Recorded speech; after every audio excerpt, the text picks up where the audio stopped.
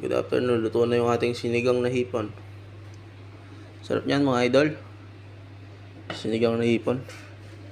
Mas mag-aan pa ako. Kasaing ako ng kanin. Yung rice cooker ko nasa gitna. Ito yung mga ano ko. Mga naligyan ko na sibuyas. Bawang. Ayan. Ito yung mga pambalasa ko. Ayan dyan. Ayan pambalasa ko. Binili ko yan.